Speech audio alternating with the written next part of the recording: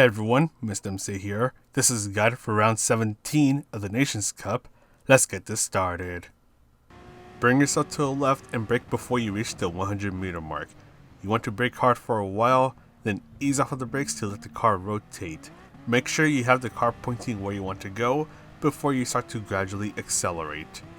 Now bring yourself to the right side of the track and you want to take advantage of the curb that is on the left.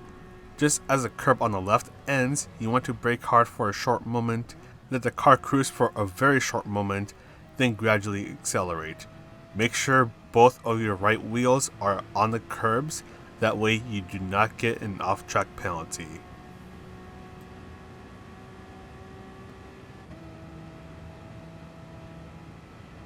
Brake in between the 150 and the 100 meter mark.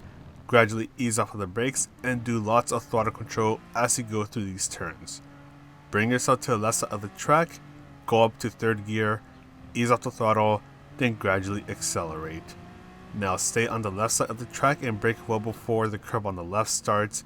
You want to slowly ease off of the brakes, be super careful with your throttle input at this turn, gradually accelerate, bring yourself to the right and brake early for this turn. You won't be braking for too long and you'll be using just a little bit of your braking power. Just rotate around this turn and gradually accelerate.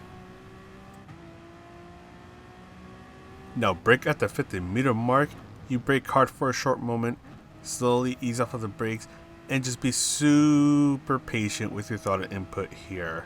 Be patient on these turns so the car won't start sliding around, then brake in between the 100 and the 50 meter mark. Stay on third gear for this turn, and once again just be patient with your throttle input. You can briefly go down to second gear for a bit more rotation, bring yourself to the left and brake before the curb on the left starts. Just slowly ease off of the brakes, just let the car rotate, gradually accelerate, and ease off the throttle as you make this right turn. And once again, be patient when you're accelerating your way out of this turn.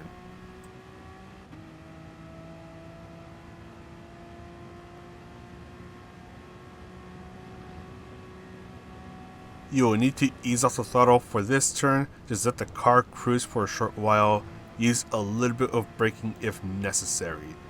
Finally, brake before you reach the 150 meter mark, and your goal here is that when you start to turn in, you ease off of the brakes to help the car rotate around these turns as quickly as possible.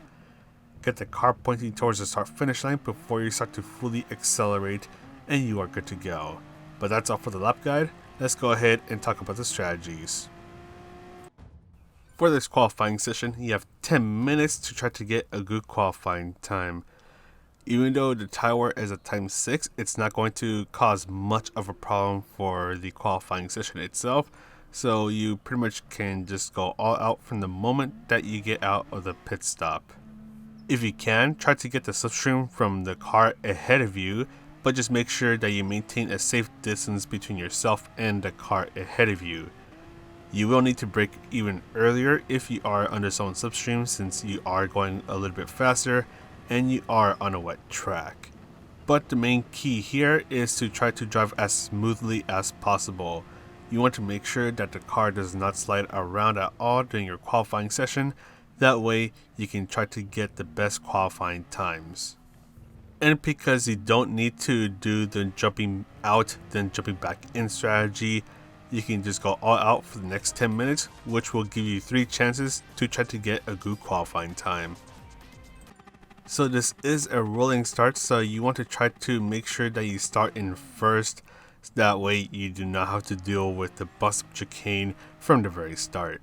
If you start in second all the way to, if I remember correctly, 5th place, you will be starting in the middle of the bus-up chicane, which is going to be pretty awkward, so you have to be super careful with your throttle input as you start the race. That way you don't start the race spinning out. So because of that and the fact that first place is already out of the bus-up chicane when the race starts, first place will already have a big advantage over everyone else. But just because they are starting a couple seconds ahead of everyone else doesn't mean that they're automatically going to win the race. Because this is on a wet track, any little mistake that they make will be amplified, so if they start making little mistakes here and there throughout the race, then you're eventually going to end up catching up to them. And of course, if they make a big mistake, then you're just going to catch up to them even faster. So they're not out of the woods just yet. They have to basically try to drive as cleanly as possible for the next 11 laps. So moving on over to the tire and pit strategy, this is going to be a no-stop race. The main key here is to try to take care of your rear tires, as those tires will be the ones that will be taking most of the tire wear. To try to reduce some of that rear tire wear, you can bring the brake balance all the way to the front of the car, so -4 or even -5. That way, the front tires take a bit of that tire wear, which will make your rear tires last a little bit longer. But the main key here is to try to control your throttle input, especially as you're exiting out of a corner. There are a couple of corners here where it's really easy to generate a lot of wheel spin, so if you can control that, reduce the amount of wheel spin that you're getting as you exit those corners, then you will be able to not only maximize your grip, but you'll also be able to extend the tire life, which will be very useful, especially at the very end of the race. Traction control will come in pretty useful here, so if you have a hard time trying to keep the car from spinning out, or you just want to have the tire life extended a little bit more, then you can always think about turning on the traction control and having it at least 1. So this is the end of the race, and in this race I was not taking care of the rear tires. I kept on generating a lot of wheel spin, and I'm going to end up paying a steep price with the car being nearly undrivable. So at this point you have to be super careful with your throttle input, because even just having just a little too much throttle input is going to have the car break out into a slide. So this is why it's going to be extremely important to take care of your rear tires through throttle control or even having traction control on. And once again, if you take really good care of your rear tires throughout the race, then this will not be much of a problem at all. So this clip is of me doing a practice race and just being a lot more careful with the throttle input. So the tire wear isn't as bad as it was in the previous clip, and because of that, me sliding around is not going to be much of an issue here. So we do need to talk about the best cars for this combination, so let's quickly get onto that. And currently the best car for this combination is the Honda NSX. This car has the handling and speed for it to be competitive here, and this is a bit more of a personal anecdote. This car feels like it is the easiest to get used to and the easiest car to control its tire life with, and by that I mostly mean control its throttle input. The gearing does feel pretty good here, so it will be even easier to manage the tire life with. So for example, when you're going through this section of the track, you can easily go into third gear and the car won't feel like it suddenly turned into a snail. And with this car, I was able to get pretty consistent times all the way to the end of the race. So if you're looking for a good car to start off with your practice sessions for this race, definitely check out the Honda NSX. So the next car that we'll be taking a quick look at is the Audi R8 LMS, and this car can be competitive with the NSX if it's under the right hands.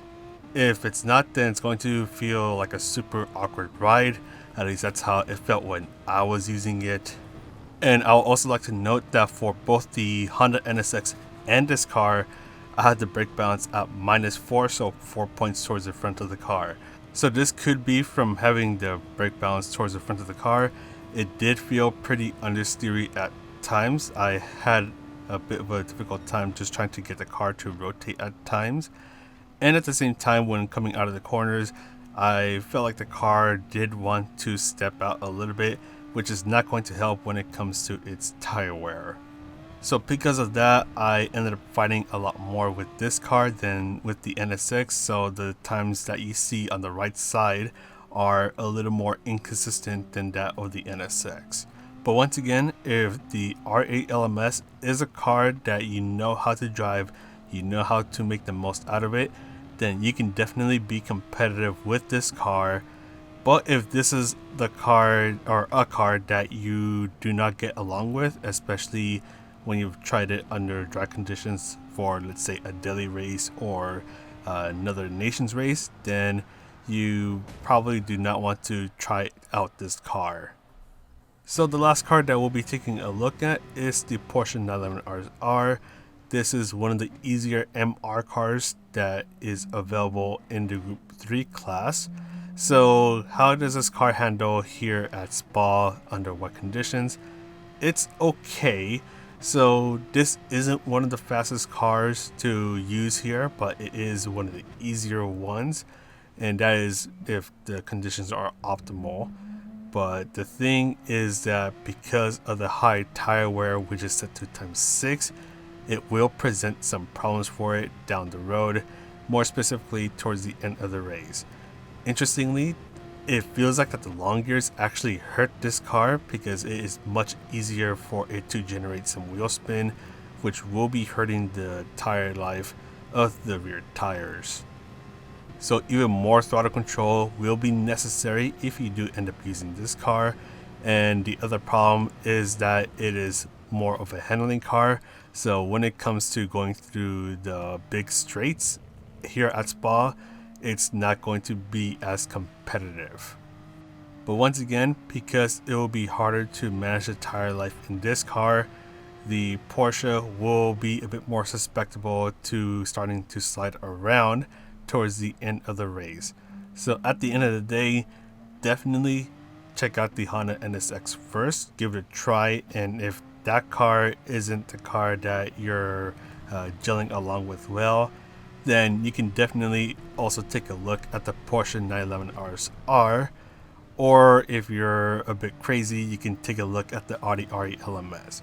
But either way, whichever car you use, you just want to do lots of throttle control, try to slide around as little as possible.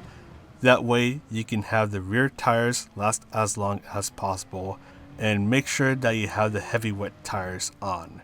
But anyways, that is pretty much it for this guide. I'm going to go ahead and sign off now. So this is Mr. MCA wishing you a good race, and I'll see you in the next video.